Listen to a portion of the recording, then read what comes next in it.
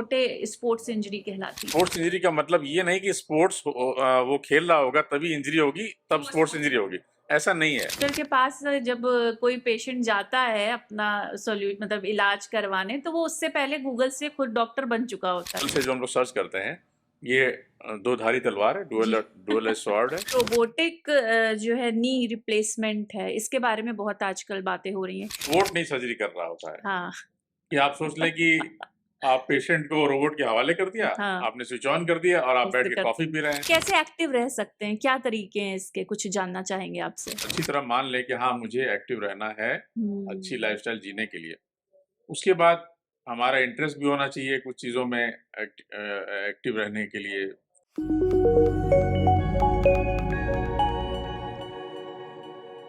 नमस्कार दोस्तों, सेहत पॉडकास्ट विद सौम्या में आपका स्वागत है और मैं हूं सौम्या शुक्ला। और आज का पॉडकास्ट मैं एक सवाल से शुरू करना चाहूंगी। क्या आपको पता है कि आपके शरीर में कितनी हड्डियां हैं? मालूम ही होगा, क्योंकि एक बहुत ही फेमस मूवी रही है हमारी संजय दत्त की, मुन्ना भाई एमबीबीएस, जिसमें एक बहुत ही फेमस डायलॉग भी है जिसमें इस सवाल का जवाब छुपा हुआ है। अगर आप अभी भी नहीं समझ पाए हैं तो आज का पॉडकास्ट जरा ध्यान से देखिए, सोचिए और समझिए। जो आप सीधा चल रहे हैं वो किसकी वजह से है, जो आप सीधा बैठ पा रहे हैं वो किसकी वजह से। जी हाँ, आज बात होगी आपकी बोन हेल्थ पे। हम लोग लगातार अपनी बोन हेल्थ को इग्नोर करते हैं, जैसे कि बाकी अपने बॉडी के हम सभी पार्ट्स का रेगुलर चेकअप वगैरह कराते रहते हैं, लेकिन बोन हेल्थ पे हम जरा ध्यान नहीं देते हैं। तो आज का पॉडकास्ट जो होगा वो आपकी बोन हेल्थ पे ही होगा, और इसके लिए आज हमारे साथ मौजूद हैं ऑर्थोपैडिक डॉक्टर इमरान अख्तर जी। बहुत बहुत स्वागत है सर हमारे पॉडकास्ट में आपका। जी, धन्यवाद, नमस्कार। तो पहला ही सवाल मैं आपसे ये लेना चाहूंगी कि ऑर्थो का मतलब यही सबको समझ में आता है कि अगर हड्डियों में कोई दिक्कत है तो हम चलते हैं डॉक्टर के पास। तो क्या हमें इसे भी रेगुलर चेकअप्स की तरह जाना चाहिए एक ऑर्थोपैडिक के पास? नॉर्मली ऑर्थोपेडिक रिलेटेड प्रॉब्लम्स जो होती हैं कि लोगों को चोट लग जाती है तो हाँ। फ्रैक्चर हो जाते हैं, मोच लग जाती है, तो ये तो ऑब्वियस सी बात है, फिर वो ऑर्थोपेडिक सर्जन के पास जाते हैं। इसके अलावा बहुत सारी ऐसी प्रॉब्लम्स हैं जिसको हमें अनदेखा नहीं करना चाहिए, और इनिशियल स्टेज में ही अगर हम ऑर्थोपेडिक सर्जन के पास जाएं तो उस प्रॉब्लम को जल्दी हम ठीक कर सकते हैं। जैसे कि घुटने का पुराना दर्द हो जाए, मान लीजिए कि लगभग 2 हफ्ते से ज़्यादा का दर्द हो रहा है और नॉर्मल इलाज से वो ठीक नहीं हो रहा है, हाँ, और बिना चोट लगे मान लीजिए दर्द शुरू हो जाए, तो वो फ्यूचर में धीरे धीरे ग्रेजुअली वो आर्थराइटिस हो सकता है। तो ऐसे में अगर हम इनिशियल स्टेज में अगर हम डॉक्टर को दिखा लें तो आर्थराइटिस वो में कन्वर्ट होने से बच सकते हैं। वो घुटने की वो जो दर्द है वो आर्थराइटिस में कन्वर्ट होने से बच सकता है। इसके अलावा बहुत सारे प्रॉब्लम्स होती हैं, जैसे कमर दर्द है या जगह जगह शरीर में ऐसे दर्द हैं जो इनिशियल बॉडी जो है सबसे पहले most of the times body का जो पहला रिएक्शन होता है किसी हड्डी की बीमारी को लेकर के वो दर्द ही होता है।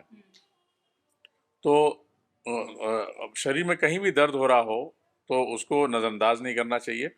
उसको घरेलू इलाज एक एक लिमिट तक ही छोटा मोटा कर सकते हैं, मगर आगे जब जब लगे कि प्रॉब्लम थोड़े दिन तक एक्सटेंड कर गई है तो हमें ऑर्थोपेडिक सर्जन की सलाह लेनी चाहिए। अच्छा, किस एज में हम जो है ऑर्थो कंसल्टेंसी के लिए मतलब जा सकते हैं, और क्या ग्रोइंग चाइल्ड को भी इसकी ज़रूरत पड़ती है एक टाइम पे आके?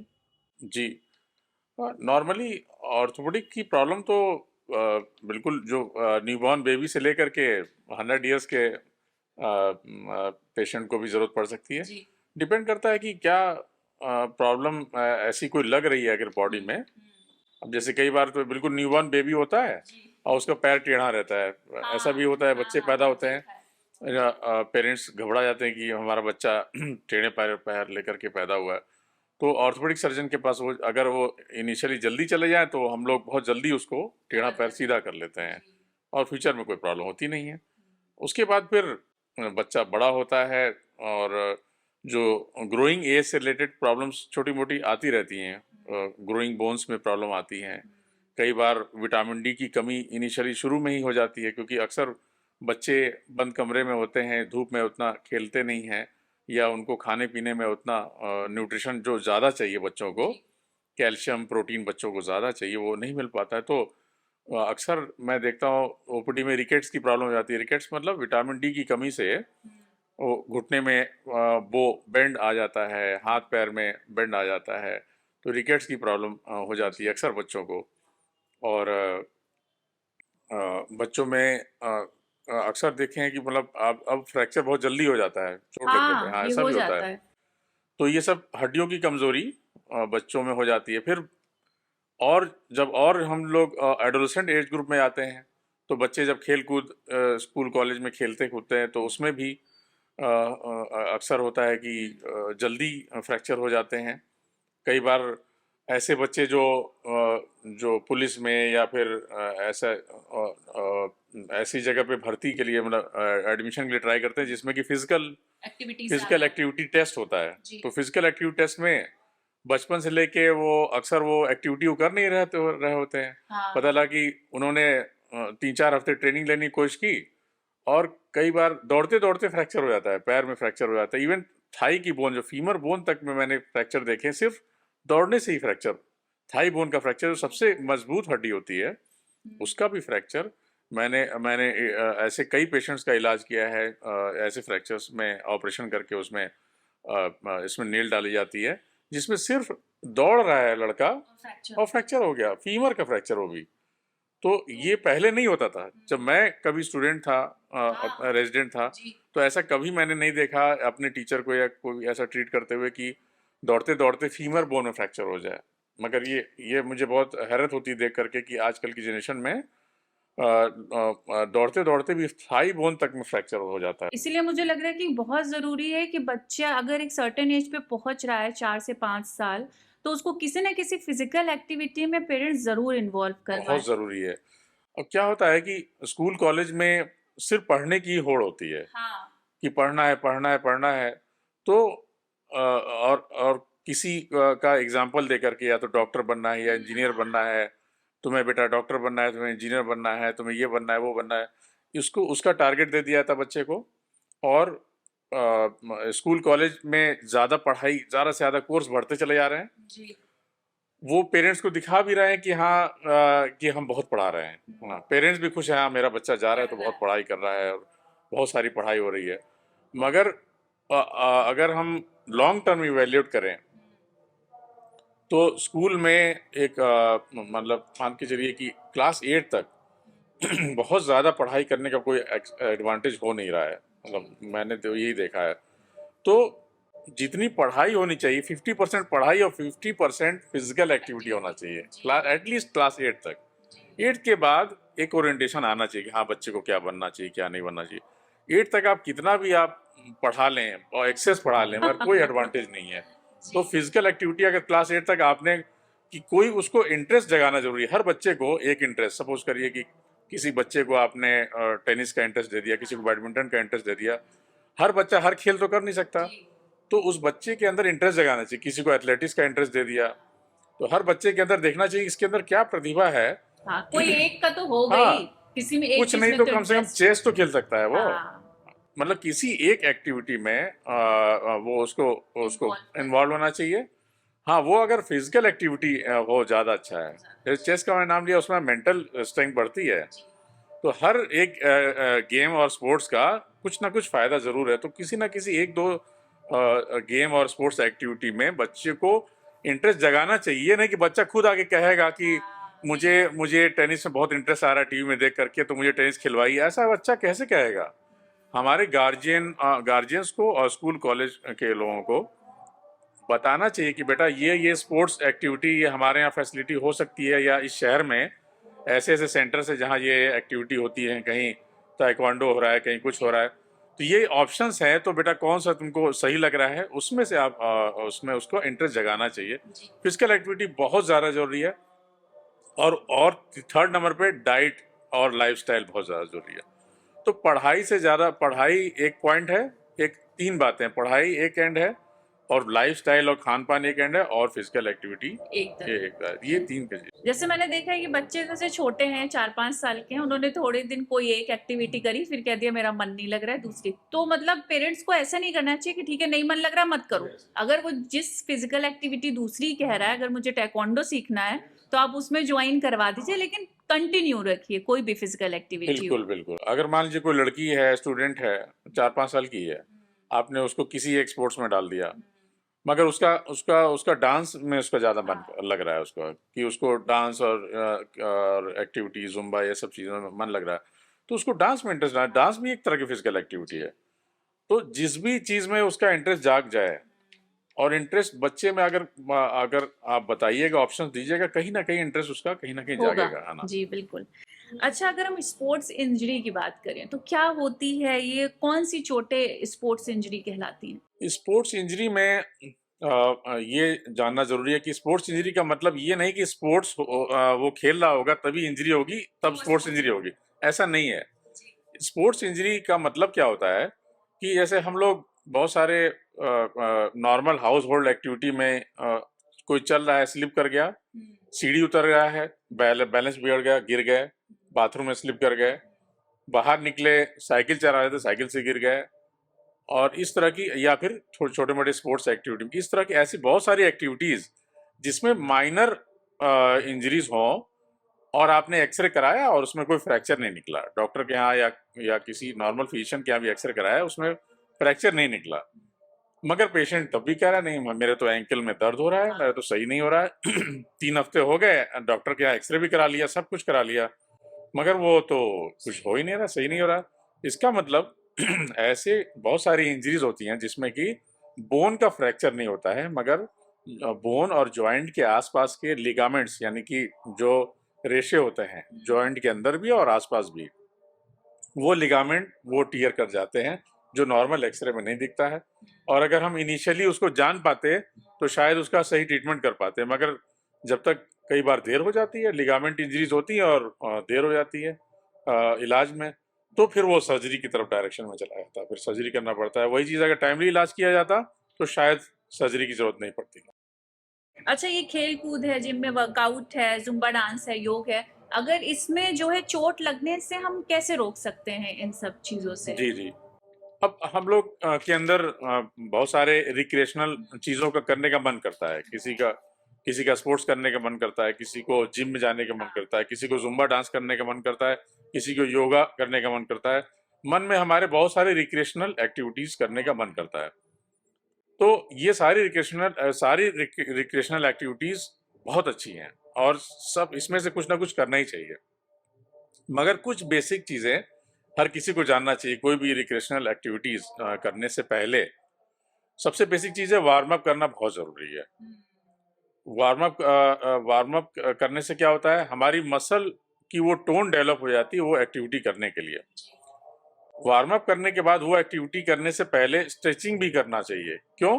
क्योंकि जो भी एक्टिविटी हम करने जा रहे हैं, चाहे वो जिम में करने जा रहे हैं, चाहे डांस करने जा रहे हैं, चाहे हम कोई स्पोर्ट्स स्टार्ट करने जा रहे हैं, तो वार्म अप में हमारी मसल थोड़ा सा हीटअप हो गई, वार्म हो गई, ठीक। उसके बाद हमें मसल को स्ट्रेच करना है। मसल स्ट्रेच करने से क्या होगा, मसल की हमारी लेंथ को हम खींच करके थोड़ा सा हल्का सा लंबा करना चाह रहे हैं, ताकि हमारी मसल स्ट्रेच होने के बाद वो एक्टिविटी करने के लिए वो फुल केपेबल हो जाए। पावर में आ जाए। हाँ।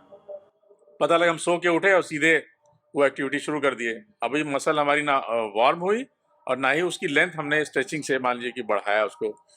तो ये वार्म अप करना जरूरी है, स्ट्रेच, उसके बाद स्ट्रेचिंग करना जरूरी है, और बेस लाइन वो प्रॉपर गियर पहनना जरूरी है, जो भी कपड़े जो जो रिक्वायर्ड होते हैं उस एक्टिविटी में, जो कि और जो भी प्रोटेक्शन रिक्वायर्ड होता है वो वो पहनना ज़रूरी है। किसी को अगर मान लीजिए कि एथलेटिक्स है और नी में हल्का प्रॉब्लम होती है, तो वो नी कैप पहन करके दौड़े, या कोई जिम एक्टिविटी है जिसमें कि थोड़ा सपोर्ट की ज़रूरत है, मान लीजिए कि डंबल ज़्यादा उठाना है और रिस्ट बैंड की ज़रूरत है, तो रिस्ट बैंड बनाना चाहिए। और मान लीजिए कि किसी को कमर का सपोर्ट चाहिए, कमर में प्रॉब्लम है तभी वो जिम किए जा रहा है, तो उसको कमर का बेल्ट लगा करके एक्सरसाइज करना चाहिए। तो उस तरह का प्रॉपर हमें प्रोटेक्शन गियर भी लगाना चाहिए। तो ये हुआ। इसके बाद ये वार्म अप और स्ट्रेचिंग के बाद हमें वो एक्टिविटी करना चाहिए। एक्टिविटी करने के बाद क्या होता है, टाइम खत्म हो गया, हाँ मेरे ऑफिस जाने का टाइम हो गया है, जल्दी करते हैं, अब मुझे जल्दी जाना है, ब्रेकफास्ट करके दौड़ के जाना है। तो क्या होता है कि हमारी इतना ही एक्टिविटी करना सफिशिएंट नहीं होता है। एक्टिविटी करने के बाद जो भी एक्टिविटी आप कर रहे हैं, एक्सरसाइज वगैरह, उसके बाद हमें कूल डाउन करना जरूरी है कि हमारी बॉडी को कूल डाउन हो जाए। कूल डाउन होने के बाद बॉडी जब थोड़ा सा उसका कूल हो जाए, उसके बाद फिर से स्ट्रेचिंग करने की जरूरत है, ताकि लास्ट में। हाँ, ताकि हमारी जो मसल है स्पाज्म में ना चली जाए। तो क्या होता है कि अक्सर हम वो एक्टिविटी करने के बाद जल्दी से अपने वर्क प्लेस में चले जाते हैं, तो मसल में खिंचाव आ जाता है, मसल स्पाज्म में चली जाती और है, दर्द होती है। दर्द भी करता है, और वो दर्द कई दिन तक कंटिन्यू रहता है। तो ये सब की बेसिक चीजें हैं, और प्रॉपर हाइड्रेशन होना चाहिए, और नमक चीनी की कमी नहीं होनी चाहिए, जी। और पानी की कमी, ये तीन चीज की कमी नहीं होनी चाहिए। और कई बार ऐसी भ्रांति है ना कि नहीं, दौड़ रहे हैं या कुछ कर रहे हैं तो उस समय पानी नहीं पीना चाहिए। ऐसा नहीं है। आप कोई भी एक्टिविटी कर रहे हैं उस दौरान भी पानी पी सकते हैं। ये लोग मना करते हैं, अरे बेटा दौड़ते हुए या ऐसे करते हुए पानी नहीं पानी पीना नहीं चाहिए। पीना चाहिए। ऐसा नहीं है, आप सिप्स ले सकते हैं, क्योंकि जब हमारी बॉडी का सबसे ज्यादा रिक्वायरमेंट होता है उस टाइम उसका हाइड्रेशन पूरा होना चाहिए शरीर में, चाहे वो जाड़ा हो चाहे गर्मी हो, कोई भी मौसम हो। हमें पानी नमक चीनी की कमी नहीं होना चाहिए। उस एक्टिविटी के दौरान भी आप सिर्फ ले सकते हैं, उसमें कोई रिस्क नहीं है वो। तो ये सब बेसिक चीजें हैं जिससे कि जिसमें ये सब इंजरी से बचाया जा सकता हाँ, लेकिन आप सिप्स ले सकते हो, बहुत ज्यादा पानी आपको एक साथ नहीं पीना है, ऐसा कुछ। है। एक साथ बहुत एक्सेस नहीं, सिर्फ अगर हम लेते रहें, खासतौर पे सिपर से, अगर हम सिपर में मान लीजिए बना लिया आपने, नींबू पानी बना लिया, या फिर नमक चीनी का घोल बना लिया है, इस तरह का पानी का घोल बना लिया, आप सिप्स लेते रहिए थोड़ा थोड़ा, थोड़ी थोड़ी देर पे, तो वो नुकसान नहीं करेगा और फायदा ही करेगा शरीर में, क्योंकि उसी जी। उसी समय ज्यादा रिक्वायरमेंट होता जी। है बॉडी जी। में। अच्छा, चोट गंभीर है, ये कैसे पता चलेगा कि मतलब अब इसको ऑपरेशन या सर्जरी की जरूरत है? ये कैसे? एक तो इनिशियली इससे पहले मैं बताना चाहूंगा कि जैसे ही चोट लगती है तो जो फर्स्ट एड एक्टिविटी है वो करना जरूरी है, जैसे कि तुरंत आइस पैक करना चाहिए। जी। जैसे कई बार चोट लगती है, तो खेलते वक्त गिर गया कोई, या डांस करते हुए गिर गया, तो बाकी लोग क्या करते हैं, अरे अरे इसको थोड़ा सा झटकार दो, और इसको थोड़ा सा और थोड़ा सा स्ट्रेच करो, खींचो। हाँ हाँ, उसको मतलब ऐसे ऐसे रेस्ट मल देने दो। के बजाय और ज्यादा उसको हिलाने की कोशिश करते हैं। कोई गिर गया, घुटने पे चोट आई, अगला क्या बोल रहा है, अरे इसको चलाओ, और इसको मूवमेंट करो, जल्दी करो, जल्दी हाँ, इसको ये और मतलब ये करो, होता ऐसे ही है अक्सर। इसको झटकार दो, हाँ। समथिंग। हाँ। जबकि ये ऐसा नहीं करना चाहिए। जो पार्ट में चोट लगी उसको इमीडिएट रेस्ट चाहिए, उस पार्ट को इमीडिएट रेस्ट चाहिए। ये नहीं कि आप चला देंगे उसको तुरंत तो वो सही हो जाएगा। ये गलत काम लोग करते हैं। ये रिफ्लेक्स एक्शन मैं देखता हूँ, किसी को भी चोट लगी कि हाँ तुरंत तुरंत चलाओ उसको। ये होता और ही है। हाँ, हाँ। और पब्लिक सब लोग उसको बोलते हैं, हाँ बेटा चलाओ और चलाओ, और इसको चलाओ, झटकार दो ऐसे करके। तो ये चीज है, ये एक्टिविटी गलत है, ये पॉइंट। सेकेंड पॉइंट क्या होता है, कई बार लोग उसकी सिकाई शुरू कर देते हैं, कई बार गर्म से सिकाई करने लगते हैं। तुरंत कोई हीट चीज लाई और तुरंत हाँ तुरंत इसको सेक दो ऐसे, घुटने पे चोट लगी तुरंत उसको गर्म से सेकने लगे, तो ये भी गलत है। हमें आइस पैक से सिकाई करना चाहिए, बर्फ से सिकाई करना, चाहे कोई भी मौसम हो। हमें गर्म नहीं करना चाहिए उसको, बर्फ सिकाई करना चाहिए। और कोई अगर नॉर्मल स्प्रे हो, जो जलन करने वाला स्प्रे नहीं, नॉर्मल डेक्लोफेनाक स्प्रे हो तो वो स्प्रे कर लेना चाहिए। और पैर को या हाथ में जहाँ चोट लगी उसको ऊंचा रखना चाहिए। तो ये तो फर्स्ट एड वाली बात होगी। अब फर्स्ट एड के बाद अगर चीजें कुछ ऐसी प्रॉब्लम अगर जोड़ में आ रही हो जो कि रेड फ्लैग है, अगर ये प्रॉब्लम है तो आपको ये सोचना चाहिए कि ये प्रॉब्लम बड़ी है, गंभीर है, इसमें डॉक्टर की तुरंत राय की जरूरत है, और फ्यूचर में ऑपरेशन की भी जरूरत पड़ सकती है। वो क्या क्या प्रॉब्लम है, जी। जैसे कि मान लीजिए कि जोड़ में चोट लगे, चाहे घुटने में लगे या और किसी जोड़ में लगे, और वो घुटना हमारे उसका बैलेंस बिगड़ने लगे लगे कि हमारा जोड़ जो है कुछ राइट लेफ्ट इधर उधर जा रहा है अपने आप, और वो तो इस तरह की अगर हो कि हमारा जोड़ का बैलेंस बिगड़ रहा है, साइड टू साइड मूवमेंट हो रहा है या आगे पीछे मूवमेंट हो रहा है उस जोड़ का, इसका मतलब अगर इमिडिएटली चोट लगने के बाद अगर लग रहा है कि वो बैलेंस बिगड़ रहा है, तो इसका मतलब कि उसमें कोई ऐसे लिगामेंट की इंजरी हो गई है जिसकी वजह से वो जोड़ इधर उधर भाग रहा है। तो वो एक सीरियस प्रॉब्लम है। सेकेंड नंबर पे, अगर चोट लगने के बाद अगर लगे कि हमारा जोड़ फंस रहा है, अटक रहा है कहीं पे, लॉकिंग हो रही है जोड़ की, इसका मतलब कि उस जॉइंट के अंदर कोई ऐसा कोई मांसपेशी या कोई ऐसा कार्टिलेज या कुछ ऐसा सॉफ्ट टिश्यू था जो कि वहां से उखड़ करके उसी में उसको फंसा दे रहा है उस चीज को। तो अगर लॉकिंग हो रही है उस जोड़ की, अटक रहा है, तो इसका मतलब कि वो उसमें कुछ सीरियस प्रॉब्लम है, इसको उसको लाइटली नहीं लेना चाहिए। और थर्ड थिंग कि अगर उस जोड़ से चोट लगने के बाद अगर आवाज आने लगे उस जॉइंट से, नी से या किसी भी एल्बो से, किसी भी जॉइंट मतलब में ऐसे करने से या चोट लगने ऐसे के कर बाद से अगर हाँ। उसमें साउंड आ रहा है हुँ, मूवमेंट करने पे, हुँ, साउंड या तो सुनाई दे रहा है या फिर फील हो रहा है साउंड, हाँ, कि हाँ मुझे कुछ अंदर फील हो रहा है कि साउंड आ रहा है इसके अंदर, तो वो भी एक सीरियस प्रॉब्लम है, उसको भी नजरअंदाज नहीं करना चाहिए। और चोट लगने के बाद अगर आपको लगे कि आप वो जॉइंट का मूवमेंट पूरा रेंज नहीं आ पा रहा है, जिससे कोई अगर एल्बो में चोट लगी है, अगर हम ग्रेजुअली सीधा कर रहे हैं या मोड़ रहे हैं, तो ये हो नहीं पा रहा है ये, तो ये भी एक सीरियस प्रॉब्लम है जी, इस तरह की स्पोर्ट्स इंजरी में, कि इसको हमें डॉक्टर को तुरंत दिखाना चाहिए, और ये प्रॉब्लम सीरियस भी हो सकती है। और क्योंकि आप जितने जल्दी दिखाएंगे डॉक्टर को, जितने जल्दी उसका पता लग जाए कि हाँ उसमें हुआ क्या है, तो फिर हम उसके अर्ली इंटरवेंशन से जल्दी इलाज करेंगे, तो फिर हम जल्दी सही हो सकते हैं। जी। अच्छा, अगर हम डाइट की बात करें, तो हमें ऐसी कौन-सी डाइट फ़ॉलो करनी चाहिए जिससे हमारी मसल्स और बोन दोनों ही मज़बूत हों, जॉइंट्स भी? डाइट में इम्पोर्टेंट है कि क्या-क्या उसकी हेडिंग्स क्या-क्या क्या-क्या हमें लेना चाहिए। जी। तो सबसे पहले हमें कैल्शियम रिच डाइट लेनी चाहिए, विटामिन डी लेना चाहिए, प्रोटीन लेना चाहिए, और विटामिन्स लेना चाहिए, और एंटीऑक्सीडेंट लेना चाहिए। जी। तो अब किसमें क्या-क्या चीज़ है? हाँ। तो कैल्शियम किसमें है? कैल्शियम है दूध, दही, पनीर में। तो ये सिंपल सी बात जो है, हमें बचपन से बताया गया हाँ, है, कि दूध, हड्डियाँ दही, पनीर मज़बूत लेना है होंगी। हड्डियाँ मजबूत करने के लिए। तो ये जो यही रिसोर्स है कैल्शियम का। सेकंड नंबर पे विटामिन डी। विटामिन डी धूप से मिलता है। तो विटामिन डी खाने में नहीं होता है, वो कॉड लिवर ऑयल और इन सब चीज़ों में होता है, सी फूड्स में कुछ थोड़ा बहुत होता है जो कि नॉर्मली हम लोग नहीं खा पाते हैं। तो तो उसका एक ही सोर्स है, जब हमारे स्किन पे धूप पड़ेगी, वो भी सुबह की हल्की धूप नहीं, कड़ी धूप पड़ेगी जब स्किन पे, अच्छा। तो तभी विटामिन डी बनेगा। तो हमें एक एक टाइम पीरियड के लिए लगभग हाफ एन आवर के लिए एटलीस्ट धूप स्किन पे पड़ना। अच्छा, मैंने सुना है कि धूप वही सबसे अच्छी होती है जो सुबह-सुबह ही आप मतलब जैसे गर्मी की बात करें तो सुबह वही 7-8 बजे के बीच में, और अगर सर्दियों की बात करें तो 9 से 10 बजे के बीच में। लेकिन ये पहली बार मैंने सुना कि बिल्कुल कड़क धूप चाहिए आपको।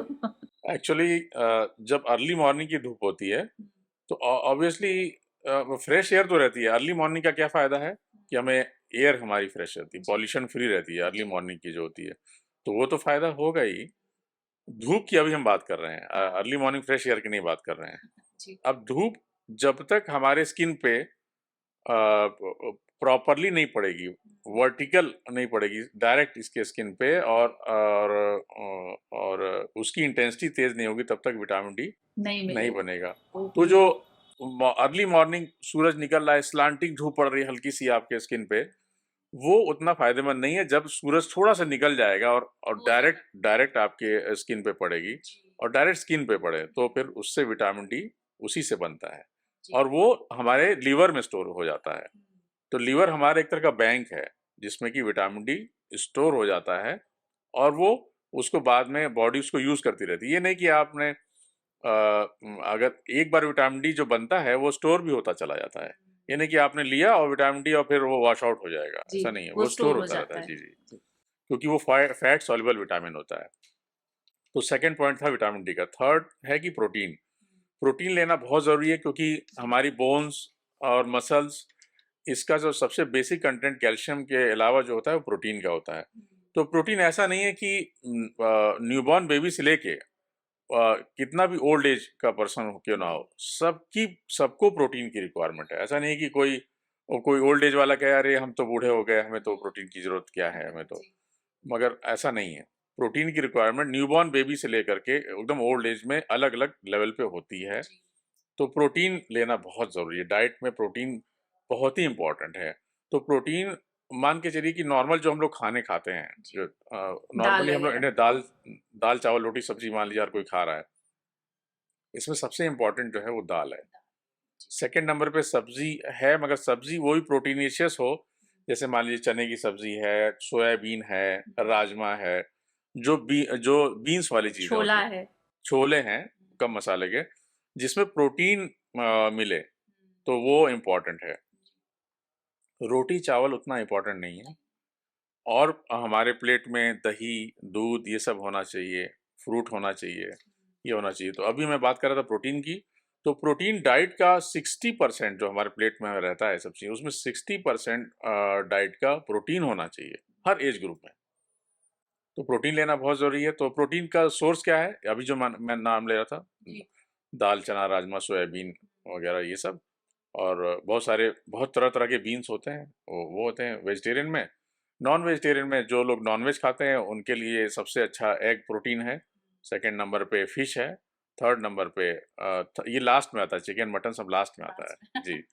जो सबसे अच्छा होता है एग, और सेकंड नंबर पे फिश फिश। होता है जी, क्योंकि इसमें हमारे प्रोटीन की क्वालिटी ज़्यादा अच्छी होती है और कोलेस्ट्रॉल लेवल इसमें कम कम रहता है। होता है। और बाकी खानों में, ये चिकन मटन में कोलेस्ट्रॉल ज़्यादा ज्यादा हो होता है, और जाता है। अक्सर हम लोग तेल मसाले, गरम मसाले के उसी के साथ साथ खाते बनाते हैं, हैं, तो वो इंडिया और है। ज़्यादा नुकसान होता है। तो जी। चीज़ें जितनी बॉइल्ड रहेंगी उतना ही अच्छा रहेगा। बॉइल्ड एग लें ज़्यादा अच्छा है, बॉइल्ड और बेक्ड फिश लें तो ज़्यादा अच्छा है। तो ये बात हुई प्रोटीन की। जी। अब बात करेंगे विटामिन से।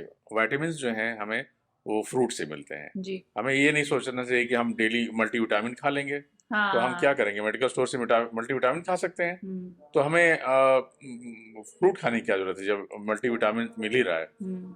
तो हमें वो चीज़ फ्रूट से ही पूरा करना चाहिए, क्योंकि फ्रूट में सिर्फ विटामिन नहीं है, फाइबर डाइट भी मिलती है, और भी चीज़ें मिलता है फ्रूट में।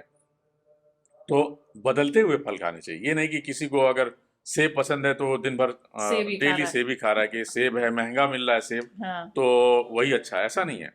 अगर सीजनल अमरूद मिल रहा है तो वो सेब से भी ज़्यादा फायदेमंद जी। है।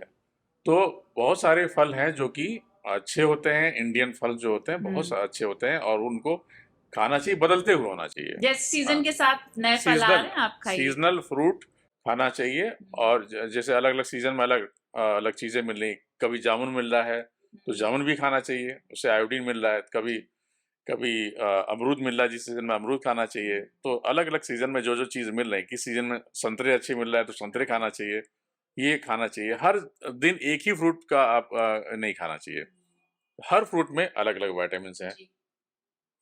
अब बात करें एंटीऑक्सीडेंट्स की, तो एंटीऑक्सीडेंट्स भी मेनली ये फ्रूट्स में ही होता है। और इसके अलावा हमें ड्राई फ्रूट्स भी लेना चाहिए।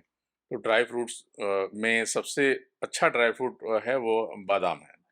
तो बादाम अगर आप फुला करके खाएं, उसको पानी में भिगो करके खाएं तो वो अच्छा है। अखरोट अच्छा है। उसके बाद फिर ये सब काजू वगैरह चीज़ें हैं, मगर वो मेन अच्छा जो बादाम होता है, सेकंड नंबर अखरोट होता है। और भी चीज़ें होती हैं, बहुत सारे लोगों को और भी चीज़ें पता रहती हैं ड्राई फ्रूट्स के बारे में, अनलिमिटेड ड्राई फ्रूट्स हैं, मगर ये सब ज़्यादा अच्छे माने जाते हैं। तो ये सब डाइट से हमें पूरा करना चाहिए, मगर संतुलित आहार लेना चाहिए सब। और मैं ये कहूँगा सबसे ज़्यादा खाना ब्रेकफास्ट में खाना चाहिए। ब्रेकफास्ट वो जैसे कि नॉर्मल इंडियन में मतलब बोला जाता है कि खाना जो है राजा की तरह खाना चाहिए, एक्ट लाइक अ किंग। जी। राजा की तरह, कि हम राजा हैं, हम कितना भी खा सकते हैं, पूरी और थाली सजा के। जितना खा सकते हैं। हाँ। ब्रेकफास्ट जबरदस्ती खाना चाहिए। जी। और आफ्टरनून का ये लंच उससे कम खाना चाहिए। डिनर डिनर भिखारी की तरह करना चाहिए, जैसे कि मेरे पास कुछ है ही नहीं खाने को। जी। अच्छा, अगले क्वेश्चन में बढ़ते हैं। जैसे अक्सर देखा गया है कि डॉक्टर के पास जब कोई पेशेंट जाता है अपना मतलब इलाज करवाने, तो वो उससे पहले गूगल से खुद डॉक्टर बन चुका होता है। तो इस मैटर में आपका क्या एक्सपीरियंस रहा और कितना सही और ये कितना घातक हो सकता है किसी के लिए? इंटरनेट के बहुत अच्छे यूसेज भी हैं जी। और ख़राब यूसेज भी हैं। जी। तो इंटरनेट हमारा जो गूगल से जो हम लोग सर्च करते हैं, ये दो धारी तलवार है, जी। डुअल एज स्वॉर्ड है। जी। तो अब कई बार पेशेंट्स आते हैं और डॉक्टर को दिखाते भी हैं, मगर वो गूगल की नॉलेज बताना चाहते हैं। तो हम लोग की जिम्मेदारी होती है बताने की, कि आप जो नॉलेज अटेन किए हैं वो ये सही नहीं है, क्योंकि इससे आपको और नुकसान हो रहा है। तो कई बार क्या होता है कि नी में प्रॉब्लम है, ऑस्टियोआर्थराइटिस है पेशेंट को, और वो गूगल से और यूट्यूब से कई लोग तरह तरह की नॉलेज देते हैं कि ये खा लें, इसको इसको पानी में घोल के पी लें, वैसा कर लें, ऐसा कर लें। तो उससे इलाज में डिले होता है। और कई बार मैंने ये भी देखा है कि कई लोग यूट्यूब में अनऑथराइज्ड और बिना लाइसेंस की मेडिसिन बना करके भी बेचते हैं। बेच रहे हैं। हाँ, हाँ। वो प्रॉपरली बेच रहे हैं और पेशेंट को साइकोलॉजिकल फायदा देने की कोशिश कर रहे हैं, मतलब कि आप बिल्कुल ठीक हो जाएंगे। तो अगर किसी को आप फर्म बिलीफ दे दें कि ये दवा है, ये अगर आप लेंगे तो 100% गारंटी है कि सही हो जाएंगे, तो कई पेशेंट उसमें और उसके कई एग्जांपल्स भी लोग दिखाते हैं, देखिए हमारे पेशेंट है, ये खाया दवा सही हो गया। तो साइकोलॉजिकल बेसिकली वो ट्रीटमेंट है। जी। तो उसमें हजारों की दवा लोग खरीदते हैं और ये बेवकूफ़ बनते हैं। तो ये इलाज से संबंधित बेवकूफ़ बन जाते हैं। हाँ। सेकंड नंबर पे बहुत सारी ऐसी यूट्यूब पे वो चीज़ देख लेते हैं जो कि उनको नहीं देखना चाहिए था। सपोज करिए मैंने कहा कि आपके घुटने में एसीएल लिगामेंट टियर हो गया है और इसको दूरबीन से सही करना है। अब वो पेशेंट सर्च करेगा एसीएल क्या होता है, हाँ। एसीएल एसीएल डाला, तो फिर उसने देखा कि लिगामेंट से रिलेटेड बहुत सारी यूट्यूब वीडियोस हैं। उसमें किसी वीडियो में देखा कि लिगामेंट में की सर्जरी में लिगामेंट की जगह पे सिर्फ टेप लगा दिया जा रहा है, फाइबर टेप लगा दिया जा रहा है। तो मरीज आके पूछता है कि सर मेरी जो है वही फाइबर टेप वाली सर्जरी करिएगा जो मैंने यूट्यूब में देखा था, क्योंकि उससे मैंने देखा है कि बहुत सारे मरीज ठीक हो जा रहे हैं। अच्छा। पेशेंट आकर के ऑप्शन दे रहा है, डॉक्टर डॉक्टर को ऑप्शन देता है कि आप वो वाला करिए जिसमें कि हाँ। मैंने देखा है मैंने। और उसमें कई डॉक्टर्स भी, उसमें ऐसे भी डॉक्टर्स होते हैं जो थोड़ा भ्रांति या हाँ। पब्लिसिटी की वजह से या अर्ली पब्लिसिटी को लेने के लिए वो ऐसी बातें कह देते हैं, तो वो पेशेंट के मन में घूमती रहती है। अच्छा, पेशेंट के मन में घूमती रहती है, उसके मन में ये बैठ जाता है कि अगर ये फाइबर टेप नहीं लगा इस लिगामेंट की जगह पे, तो हो सकता है हमारा लिगामेंट कमजोर रहे, क्योंकि ये यूट्यूब पे बताया गया है। तो फिर वो सेटिस्फैक्शन नहीं आएगा, वो फेथ नहीं आ पाएगा। तो इसके अलावा नी रिप्लेसमेंट मान लीजिए हमने एडवाइस किया है, तो पेशेंट नी रिप्लेसमेंट सर्च किया, उसमें तरह तरह के इम्प्लांट उसमें देख लिया उसने, कि मेटल देख लिया, और फिर उसके मन में तरह तरह के सवाल होते हैं कि सर ये बताइए आप मेटल कौन सा यूज़ करिएगा, ये बताइए आप टाइटेनियम यूज़ करिएगा कि क्रोमियम कोबाल्ट यूज़ करिएगा कि COCR यूज़ करिएगा, ये आप बताइए कि कौन सा यूज़ करिएगा, तो उस हिसाब से मैं सोचता हूँ। तो इसमें क्या होता है कि पेशेंट अगर इस तरह का ऑप्शन लेके आता है, क्योंकि वो मेटल बहुत ज़्यादा पढ़ लिया उसने, दिन भर 1 घंटे देख रहा है कौन सा मेटल लगता है इसमें। किसी ने कह दिया कि COCR अच्छा है, किसी ने टाइटेनियम बोल दिया अच्छा है, क्योंकि अलग अलग इम्पोर्टेड कंपनियां होती हैं, अलग अलग मेटल बनाती हैं अपने हिसाब से। तो पेशेंट ये भूल जाता है कि इसमें जिस डॉक्टर के पास आया है तो किस टेक्निक से किया जा रहा है वो इम्पोर्टेंट है, और वो अच्छी क्वालिटी का, ऑब्वियसली अच्छी कंपनी का लगा रहा है कि नहीं इम्प्लांट, वो इम्पोर्टेंट है। तो कई बार हम प्री ऑक्यूपाइड हो जाते हैं उस नॉलेज से जो हमें नहीं अटेंड करनी थी। हमें सिर्फ डॉक्टर पे छोड़ना था कि डॉक्टर साहब ये बताइए कि आपने मेरी बीमारी देख ली, आपने इलाज बताया, तो आप ये बताइए कि मेरे लिए, मेरी इस मैं इस प्रोफेशन में हूँ, मैं आईटी में जॉब करता हूँ, मैं या फिर मैं एक स्पोर्ट्समैन हूँ, या मैं एक स्टूडेंट हूँ, या मुझे घर पे खाली रहना है। तो हर आदमी की एज और उसकी बॉडी की रिक्वायरमेंट को लेकर के डॉक्टर एक ऑप्शन बताता है कि आपके लिए बेस्ट है। तो अगर मरीज को डॉक्टर पे फेथ है तो उसको आंख बंद करके उस पर भरोसा कर लेना चाहिए कि हाँ, डॉक्टर साहब ने जो बोला है अगर मेरे लिए बेस्ट है तो ये सही है। ये चीज गूगल नहीं बताएगा कि ये सही है कि नहीं गलत है। अगर किसी बात को लेकर के अगर लगता हो कि डॉक्टर की किसी बात से सेटिस्फाइड नहीं है, मान ली सपोज करिए कि एक डॉक्टर ने बोला नी रिप्लेसमेंट, आपका तो टाइम आ गया नी रिप्लेसमेंट का। अगर मन में ये डाउट आ रहा है कि नहीं, नी रिप्लेसमेंट ऐसा तो नहीं कि हमारा नी रिप्लेसमेंट की जरूरत थी ही नहीं और डॉक्टर ने बोल दिया नी रिप्लेसमेंट, ऐसा भी हो सकता है मन में आया डॉक्टर मरीज के। तो उसमें गूगल से नहीं पूछना चाहिए कि हमारे हमें ये प्रॉब्लम है और हमें नी रिप्लेसमेंट की जरूरत है कि नहीं है। वो हमें एक सेकंड ओपिनियन भी ले सकते हैं, किसी और अच्छे डॉक्टर के पास चले जाइए, ऑर्थोपेडिक सर्जन के पास, उनसे पूछ लीजिए कि सर ये बताइए हमारे घुटने में नी रिप्लेसमेंट जरूरत है कि नहीं। एक एक सेकंड ओपिनियन लेना कोई बुराई नहीं है, सिंगल सेकंड ओपिनियन।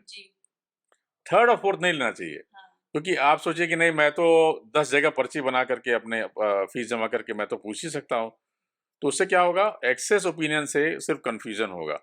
तो डॉक्टर से राय लेना अच्छी बात है। सेकंड ओपिनियन लेने में भी कोई बुराई नहीं है, वो लेना चाहिए। उससे क्या होगा कि एक थोड़ा-सा एक और माइंडसेट क्रिएट होगा, क्योंकि अगर दूसरा डॉक्टर भी बता रहा है नी रिप्लेसमेंट होना चाहिए, तो आप थोड़ा-सा एक कॉन्फिडेंट हो जाते हैं कि हाँ, होना चाहिए। या नी रिप्लेसमेंट के अलावा भी कोई सर्जरी अगर दूसरा डॉक्टर भी एडवाइस कर रहा है, तो आप थोड़ा कंफर्टेबल हो जाते हो कि हाँ, सर्जरी तो मुझे रिक्वायर्ड है, अब मैं किससे करवाऊँ? तो जिससे भी अच्छा लगे, जिस पे कॉन्फिडेंस आ रहा हो कि ये डॉक्टर साहब ये हमारे लिए अच्छे से अच्छा करेंगे, उससे सर्जरी कराना चाहिए। जी। तो ये है, मतलब इसीलिए गूगल से नॉलेज अच्छा, फ़ायदा कहाँ पे है? फ़ायदा ये है कि कई बार कुछ एनकरेजिंग बातें भी मिल जाती हैं। हुँ, जैसे कि कोई फिजियोथेरेपिस्ट ने कि कोई एक्सरसाइज डाला हुआ है कि हुँ। हाँ, ये एक्सरसाइज करना चाहिए। तो वो एक्सरसाइज अगर आप बूस्टअप हो रहे हैं वो एक्सरसाइज करने के लिए, तो करना चाहिए। तो नॉलेज और अगर आप उसको चेक करवा लें अगर किसी डॉक्टर से हुँ, कि सर ये मैंने देखा है, ये एक्सरसाइज़ तो सही है या ये नहीं? सही है कि नहीं है, और अगर डॉक्टर ने अप्रूव कर दिया कि हाँ, बढ़िया है आप करिए। अगर आपने किसी उस एक्सपर्ट से अगर आपने अप्रूव करा लिया है, हुँ, तब तो करना चाहिए। मगर हाँ, आप उस लाइन की चीज़ उससे एक बार कन्फर्म ज़रूर कन्फर्म करें। कर लेना जी, चाहिए। बिल्कुल। ना अ, अपना जी। जी। अच्छा, ये स्टेम सेल थेरेपी और पीआरपी थेरेपी क्या है और इसमें कितनी कारगर साबित होती है ये? ये सब stem cell therapy, PRP therapy और एक जीएफसी थेरेपी आती है। ये सब इंजेक्शन थेरेपी है एक तरह के। तो बेसिकली ये सब कॉन्सेप्ट क्या है ये सब थेरेपी का? इसमें बॉडी की हम ऐसी सेल्स लेते हैं जो कि वो ज़्यादा एक्टिव रहती हैं, जो नए सेल्स में ग्रो कर सकती हैं। तो हम बॉडी के अपने ही पेशेंट का अपना ही ब्लड लेते हैं, और उसमें उसमें कुछ एक्टिव सेल्स उसमें से निकालते हैं, जो कि नई सेल्स को ग्रो करने में की पावर ज़्यादा होती है। उसको एक जगह इकट्ठा करते हैं और फिर ऐसी जगह पे हम इंजेक्ट करते हैं जहाँ पे सबसे ज़्यादा डैमेज है। अब ये कारगर है कि नहीं? पहली बात कि ये सब थेरेपीज़ को बहुत ज़्यादा फैंसी वे में नहीं लेना चाहिए, जो कि इंटरनेट बेस्ड या यूट्यूब बेस्ड नॉलेज आप ले लें कि नहीं, कि हम तो पीआरपी थेरेपी करा लेंगे तो सब सही हो जाएगा, या कहीं आप ने वीडियो देख लिया हो कि पीआरपी थेरेपी से पेशेंट 100% ठीक हो जा रहा है।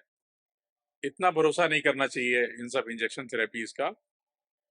इंजेक्शन थेरेपीज़ में क्या क्राइटेरिया है कि ये सब थेरेपी किसमें कारगर है ऑस्टियोआर्थराइटिस में?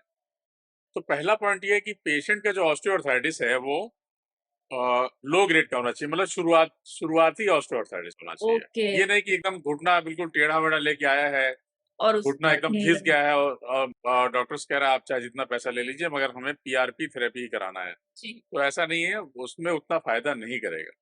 ये तभी फ़ायदा करेगा जब बिल्कुल अर्ली स्टेज में पेशेंट आए, यानी स्टेज 1, स्टेज 2 ऑस्टियोआर्थराइटिस में आए, तो उसमें फ़ायदा कर सकता है।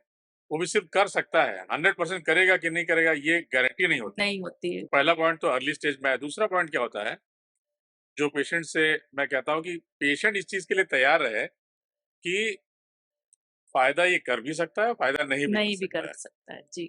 तो पेशेंट पूछता है परसेंटेज बताइए, तो क्या अब आप इसको मान के चलिए 50-50% मान लीजिए, और पेशेंट इस चीज़ को एक्सेप्ट कर रहे हैं, अगर एक्सेप्ट करें कि हाँ, ये फ़ायदा कर भी सकता है और नहीं भी कर सकता है। अगर इस चीज़ के लिए एक्सेप्ट करता है तभी हम उसको लगाते हैं। तीसरी चीज़ की निकट भविष्य में लगभग 6 महीने के ड्यूरेशन में वो नी रिप्लेसमेंट कराना बिल्कुल नहीं चाहता, निकट 6 हाँ। महीने में, तब तो इसको करते हैं। तो हुँ। ये 3 क्राइटेरिया पेशेंट से मैं पूछता हूँ, अगर ये 3 क्राइटेरिया फिट आता है तो इसमें ये थेरेपीज़ मैं भी करता हूँ। अच्छा, अभी आपने नी रिप्लेसमेंट की बात करी, तो ये कब करानी चाहिए? इसको मतलब टालना क्या नहीं अच्छा है? तो नी रिप्लेसमेंट हमें तब कराना चाहिए जब हमारे घुटने में पेन इतना ज़्यादा हो, जो हमारी लाइफ़स्टाइल जो करंट लाइफ़स्टाइल है वो हैम्पर हो रही है। मतलब ओके। हर हर आदमी की अलग-अलग लाइफ़स्टाइल है। कोई अगर घरेलू लाइफ़स्टाइल है, कोई हाउसवाइफ़ है, सिर्फ़ अपना घर में ही रहती है, बाहर कभी-कभी मार्केट में जाती है, उसकी एक अलग लाइफ़स्टाइल है। कोई स्पोर्ट्समैन है, वो उसकी अलग लाइफ़स्टाइल है। कोई किसी का जो वर्क है, वो हैवी वर्क है, कंस्ट्रक्शन साइट पे मान लीजिए वर्क करने वाला काम है, किसी का ऑफिस में बैठ करके किसी टेबल चेयर में करने का काम है। तो ये जो भी हमारी लाइफस्टाइल है, सवेरे उठने से लेकर के अपना काम करने से लेकर के रात में सोने तक की जो लाइफस्टाइल जो हम हर आदमी की अलग-अलग होती है, जी। तो वो लाइफस्टाइल अगर हैम्पर हो रही हो और उसमें पेन हो रहा हो, सबसे इम्पोर्टेंट कि पेन हो रहा हो जो कि हमारी लाइफस्टाइल को हैम्पर कर रहा है जी। और वो हम वो हमको वो चीज़ नहीं कर पा रहे हैं जो हम करना चाहते हैं अपनी लाइफस्टाइल में। तो ये एक पहला क्राइटेरिया है। जी। सेकंड क्राइटेरिया की ड्यूरेशन की जो पेन है वो बहुत लंबे समय तक खिंचा आ रहा है और दर्द की दवाओं से वो राहत नहीं हो पा रही है। दर्द की दवा खा रहे हैं तो कुछ टेम्परेरी राहत हो रही है, उसके बाद फिर से पेन बढ़ जा रहा है। और बाकी जो डॉक्टर द्वारा बताए हुए जितने भी तरह के इलाज हैं, जैसे कि एक्सरसाइज है, सिकाई है, मलहम लगाना है, प्रिकॉशंस जो डॉक्टर ने बताए, वेट वेट घटाने का तरीके बताए, तो सब सारे और दवाएं लिखी, अगर ये सारे तरीके फेल कर जाएं या फिर आपने पीआरपी थेरेपी वगैरह बताया कि ये जी। सारी थेरेपीज भी फेल कर जाएं हुँ। और पेशेंट को तब भी पेन हो रहा हो हुँ। और लास्ट में जब पेशेंट कभी-कभी बहुत डिले कर देता है सर्जरी में, तो घुटने बहुत ज़्यादा टेढ़े होने लगते हैं, जो ऑब्वियस दिखने लगता है कि यार ये तो हुँ। बहुत टेढ़ा है, जी। हो गया है, ये तो नी रिप्लेसमेंट लायक लग ही रहा है। तो शुरुआती स्टेज से लेकर के ये जो बिल्कुल ऑब्वियस सी चीज़ें हैं, वो स्टेज के तक नी रिप्लेसमेंट के ये सब क्राइटेरिया है कि मतलब दर्द होना, सारी थेरेपीज़ फेल कर जाना हुँ। और या फिर घुटने में टेढ़ापन दिखने लगना। हुँ। और जो दूसरा पार्ट आपने पूछा कि नी रिप्लेसमेंट करना क्या टालते रहना चाहिए? हुँ। तो अक्सर हमने देखा है कि पेशेंट नी रिप्लेसमेंट से डरते हैं हाँ। और वो सोचते हैं कि हम नी रिप्लेसमेंट तो हम नहीं कराएँगे और फलाँ कोई रेफ़रेंस देते हैं कि ये इन्होंने इन्होंने करवाया था? करवाया था तो उनका बहुत सक्सेस नहीं रहा या किसी बड़े सेलिब्रिटी का नाम ले लिया कि हाँ, उन सेलिब्रिटी का उनका उनका जब नहीं चला तो हमारा क्या चलेगा? हाँ। इस तरह का भी रेफ़रेंस लोग देते जी। हैं। तो कोई ना कोई बहाने ढूँढते हैं जिससे कि कई बार नी रिप्लेसमेंट में इंडिकेटेड है उनमें दर्द हो रहा है मगर उसको तब भी वो खींचते रहते हैं, हुँ। उसको बर्दाश्त करते-करते। जी। अच्छा, ये रोबोटिक जो है नी रिप्लेसमेंट है, इसके बारे में बहुत आजकल बातें हो रही हैं। क्या है ये और क्यों लोग डरते हैं इससे? रोबोटिक नी रिप्लेसमेंट में ये लेटेस्ट टेक्नोलॉजी है जी। और टेक्नोलॉजी जब आती है किसी भी फील्ड में, जी। तो उसे डरना नहीं चाहिए। हमें नॉलेज गेन करना चाहिए कि हाँ, इस टेक्नोलॉजी से जो फ़ायदे हो रहे हैं, जी। वो उस फ़ायदे का लाभ उठाना चाहिए। तो रोबोटिक सर्जरी में करते क्या है हम लोग? रोबोटिक सर्जरी में पहला पॉइंट तो ये जानने की ज़रूरत है कि रोबोटिक सर्जरी रोबोट नहीं सर्जरी कर रहा होता है। हाँ। कि आप सोच लें कि आप पेशेंट को रोबोट के हवाले कर दिया, हाँ, आपने स्विच ऑन कर दिया और आप बैठ ऐसे के कर कॉफ़ी पी रहे हैं रोबोट कर और रहा है। रोबोट कर रहा है कि हाँ, ये रोबोटिक सर्जरी चल रही है भाई। हुँ। तो ऐसा नहीं है, रोबोटिक सर्जरी का मतलब ये है कि अ जैसे कि कैलकुलेटर है, आपने कैलकुलेट किया कोई चीज़ और कैलकुलेट करके आपने कोई वैल्यू निकाली, जी। तो कुछ कमांड हम रोबोट को देते हैं कि हाँ, ये हम पेशेंट में ये रिक्वायर्ड है और ये उसके डेटा है। वो डेटा हम रोबोट में डालते हैं और रोबोट कैलकुलेट करता है कि इस डेटा के हिसाब से हमें जो हड्डी के अंदर जो कट लगाना चाहिए, जो सर्जरी में जो कट और जिस एंगल में कट करना चाहिए, हुँ। वो कौन-सा एंगल रोबोट के हिसाब से सही है। जी। उसके बाद फिर सर्जन भी उसको फिर रीएवैल्यूएट करता है। हुँ। ऐसा नहीं कि रोबोट जो बता दिया वही सही होता है। हुँ। फिर सर्जन भी एवैल्यूएट करता है जी। कि जो रोबोट जो कैलकुलेट कर रहा है, वो वो सही है या सही है कि नहीं। हुँ। तो पेशेंट का हम लोग नी रिप्लेसमेंट से पहले एक सीटी स्कैन कराते हैं। जी।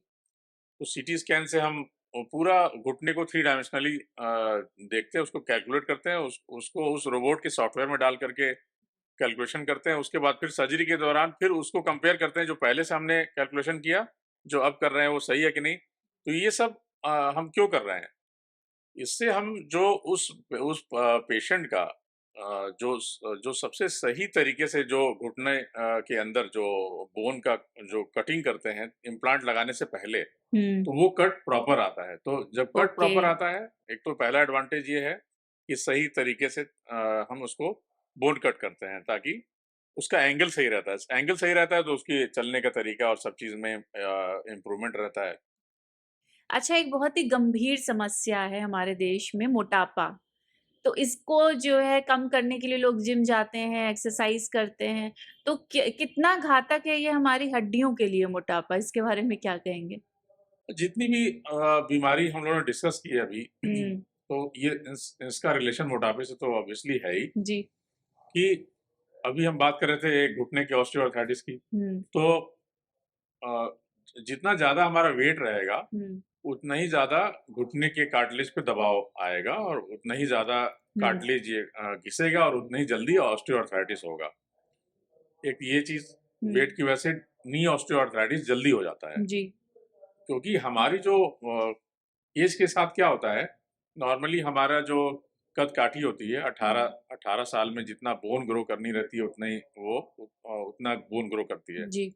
18 इयर्स तक बोन ग्रोथ करने के बाद हुँ, जितना भी हम एक्स्ट्रा वेट गेन करते हैं, वो हुँ, सब एक्स्ट्रा लोड है। यानी कि जो हमारा बॉडी का जो वेट है 18 इयर्स पे जो था, हुँ, बॉडी उसी हिसाब से डिज़ाइन थी और हमारी हुँ, मसल पावर भी उस समय ठीक थी। उसके बाद अगर कोई अच्छी मसल पावर जनरेट कर ले, हुँ, तो उसको वो ऑस्टियोआर्थराइटिस कम होगा। मगर अगर टाइम के साथ आप वेट गेन किए जा रहे हैं, हाँ, आपके अंदर फैट बढ़ता जा रहा है और मसल मास कम होता जा रहा है जी। अगर, तो जॉइंट के आसपास क्या हो रहा है, जॉइंट के अंदर जो बोन्स है उस पे डायरेक्ट प्रेशर आ रहा है। क्यों आ रहा है? क्योंकि आसपास की जो मसल्स थी जो कि उस बॉडी के वजन को जो झेल पा रही थी, उस जो वेट बायपास हो रहा था मसल्स हुँ, से, वो भी वीक हो गई जी, और फैट ज़्यादा होने की वजह से एक्स्ट्रा लोड भी आ गया। हाँ। तो ये 2 रीज़न्स हैं कि हमारा जॉइंट के अंदर बोन्स पे बोन्स का प्रेशर बढ़ता जाएगा। अब बोन्स पे बोन्स का प्रेशर जब जॉइंट के अंदर बढ़ेगा, तो जो कार्टिलेज की जो परत है, हुँ, वो और जल्दी पतली होती जाएगी और जल्दी उसमें वियर एंड टियर होगा और कार्टिलेज परत वियर एंड टियर होगा, तो ऑस्टियोआर्थराइटिस बढ़ जाएगा। हुँ। अच्छा ये मोटापे की बात करी और मतलब बहुत ज़रूरी है कि हम अपना जो है फैट ना बढ़ने दें और अपने आप को स्वस्थ हम इसी तरीके से रख सकते हैं। लेकिन आजकल जो इनएक्टिव एक लाइफ़ हो गई है, भाग-दौड़ भरी ज़िंदगी हो गई है, लोगों के पास टाइम नहीं है कि वो खुद को थोड़ा वक़्त दे पाएँ। ऐसे में ऑफ़िस में बैठे-बैठे वो या घर पे बैठे हैं, कोई कुछ काम कर रहे हैं बैठ के, तो कैसे एक्टिव रह सकते हैं? क्या तरीके हैं इसके? कुछ जानना चाहेंगे आपसे? अ, पहली बात कि हमें अवेयरनेस होनी चाहिए, एक्टिव लाइफ़स्टाइल जीने की जीने की अवेयरनेस होनी बिल्कुल, चाहिए। बिल्कुल। तो एक होता है हम इंटरव्यू पे डिस्कस कर रहे हैं और मोबाइल पे भी नॉलेज ले रहे हैं कि हाँ, एक्टिव रहना चाहिए वो। हुँ, मगर अगर ये सिर्फ़ कहने के अलावा अगर हम चीज़ को अगर अंदर से अपना लें कि हाँ, मुझे एक्टिव रहना बहुत इम्पोर्टेंट है अपनी हेल्दी लाइफ़स्टाइल के लिए। तो ये एक सबसे ज़्यादा अवेयरनेस इम्पोर्टेंट है, आप अच्छी तरह मान लें कि हाँ, मुझे एक्टिव रहना है, अच्छी हुँ। लाइफ़स्टाइल जीने के लिए। उसके बाद हमारा इंटरेस्ट भी होना चाहिए कुछ चीज़ों में एक्टिव रहने के लिए। किसी का जिम में इंटरेस्ट है, किसी का योग स्पोर्ट्स में हुँ, इंटरेस्ट है, ये सब एक्टिवनेस होना चाहिए। और जो वर्क प्लेस में हम लोग देर तक काम करते हैं, कुछ लोग आईटी जॉब में हैं, देर तक कंप्यूटर पे काम करना है, या मैं जिस जॉब में हूँ, मान लीजिए पेशेंट देखना है, सुबह-शाम मान लीजिए कि हुँ। चेयर पे ओपीडी में पेशेंट देख रहे हैं। और इस तरह की लाइफ़स्टाइल में ये हमारी बॉडी को नुकसान करती है। जी। देर तक अगर हम एक जगह पे बैठे रहें और ये सोचें कि हम बहुत कंफर्टेबली बैठे हैं, अच्छी चेयर पे बैठे हैं, एसी में बैठे हुए हैं, हुँ, और तो हमें कम प्रॉब्लम ही क्या है? हुँ। तो आराम से बैठे हम हुए वर्क हैं। कर रहे हैं, पेशेंट देख रहे हैं। तो अल्टीमेटली नुकसान क्या हो रहा है कि हमारी बॉडी को ओवरऑल सर से लेके पैर तक इसमें नुकसान हो रहा है। तो ये लाइफ़स्टाइल हमारी बॉडी को धीरे-धीरे खराब कर रही है। हमारी मसल्स भी वीक होती जी। जाती हैं, हमारी जो अ, बॉडी के किसी भी पार्ट की मेनली सबसे ज़्यादा नुकसान कहाँ होता है इस तरह की लाइफ़स्टाइल में? स्पाइन को ज़्यादा होता है हुँ, कि हमारी गर्दन से लेके कमर तक की हड्डियाँ और आस-पास की मसल्स कमज़ोर हो जाती हैं इस तरह देर तक बैठने में। और सेकंड जगह कहाँ नुकसान होता है? हमारे जितने भी हिप रीजन, थाई रीजन की जो मसल्स हैं बैठे-बैठे, हुँ, ये फैटीग में चली जाती हैं। हुँ।